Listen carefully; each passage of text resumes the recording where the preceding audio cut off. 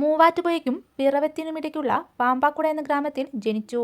Communist സഹയാത്രികയായിരുന്ന കുര്യാക്കോസിനും മറിയാമ്മയുമായിരുന്നു മാതാപിതാക്കൾ.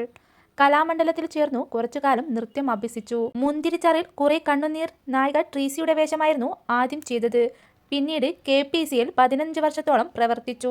തോപ്പിൽ ഭാസിയുടെ നിരവധി നാടകങ്ങളിൽ പ്രധാന വേഷങ്ങൾ ചെയ്തു. പുതിയ ആകാശവും പുതിയ ഭൂമിയും സിനിമയാക്കിയപ്പോൾ അതിൽ ആദ്യം അഭിനയിച്ചു.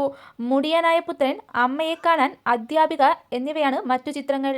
70കളിൽ അഭിനയ ജീവിതം അവസാനിപ്പിച്ചു. KPCL വാദ്യോപകരണങ്ങൾ കൈകാര്യം ചെയ്തിരുന്ന ഡേവിഡിനെ വിവാഹം കഴിച്ചു. മലയാള നാടക ചലച്ചിത്ര അഭിനേത്രിയായിരുന്ന KPC ലീല കേരള സംഗീത നാടക അക്കാദമിയുടെ ഗുരുപൂജ പുരസ്കാരം ലഭിച്ചിട്ടുണ്ട്.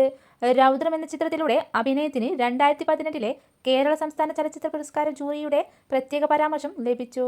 അഭിനയിച്ച നാടകങ്ങൾ മുടിയനായ പുത്രനിലെ ശാരദ, പുതിയ ആകാശവും പുതിയ ഭൂമി, അശ്വമേധം, ശരശയ്യ, യുദ്ധകാന്ഡം, കൂട്ടുകുടുംബം. അഭിനയിച്ച സിനിമകൾ: പുതിയ ആകാശവും പുതിയ ഭൂമിയും, മുടിയനായ പുത്രൻ, അമ്മയെ കാണാൻ, അധ്യാപിക. എക്കോ എന്ന മലയാള ചലച്ചിത്രത്തിൽ മ്ലാത്തിച്ചേട്ടത്തി എന്ന കഥാപാത്രത്തിന് ശബ്ദം നൽകി ഒരുപാട് അഭിനന്ദനങ്ങൾ കൈവരിച്ചിട്ടുണ്ട്.